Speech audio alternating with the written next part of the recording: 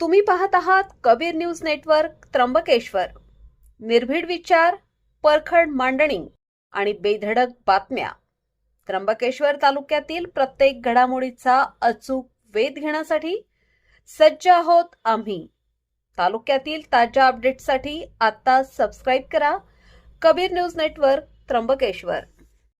त्र्यंबकेश्वरमध्ये प्रशासनाचा मोठा हातोडा.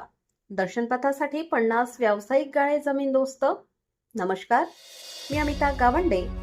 कबीर न्यूज नेटवर्कमध्ये आपले स्वागत आहे. त्र्यंबकेश्वरमधील दर्शनपथ म्हणजेच कॉरिडॉरच्या कामाला आता मोठी गती मिळाली आहे. शिवनेरी इमारत जमीनदोस्त केल्यानंतर आता प्रशासनाने आपला मोर्चा मंदिराच्या कोट परिसरातील व्यावसायिक गाळ्यांकडे वळवला आहे. देवस्थान ट्रस्टने दिलेला 3 दिवसांचा अल्टिमेटम संपताच आज प्रत्यक्ष पाडकामाला सुरुवात झाली असून 50हून अधिक व्यावसायिकांच्या दुकानांवर हातोडा पडला आहे.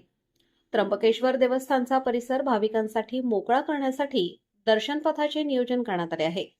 या मोहिमेत शिवनेरी इमारत आधीच जमीनदोस्त करण्यात आली असून आता भारतीय स्टेट बँकेपासूनच्या पुढील टप्प्यातील पक्क्या इमारतींचे पाडकाम प्रस्तावित आहे. मात्र त्यापूर्वी मंदिराचा कोट मोकळा करण्यासाठी देवस्थान ट्रस्टने कंबर कसली आहे. कारवाईच्या भीतीने नूतन राजकमल उपहारगृह आणि गणपत कोकणे यांनी न्यायालयाकडून 1 दिवसाची स्थगिती मिळवली आहे.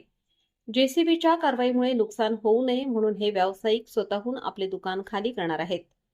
पिढ्यानपिढ्यांचा इतिहास आणि वंशावळीचे रेकॉर्ड जतन करून ठेवले जाणारे पुरोहित वर्गाचे गाळे आज प्रशासनाने तोडून टाकले आहेत.